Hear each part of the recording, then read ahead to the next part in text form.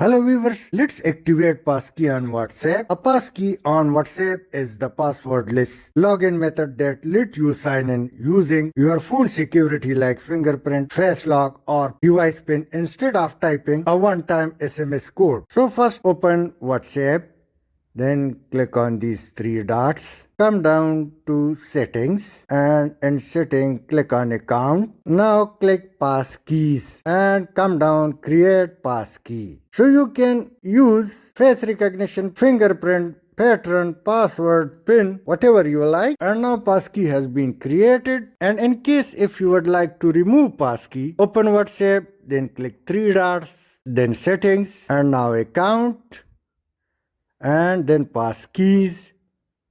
And let's click these three dots and click delete, again delete, and passkey from your WhatsApp account has been removed. Thanks for watching.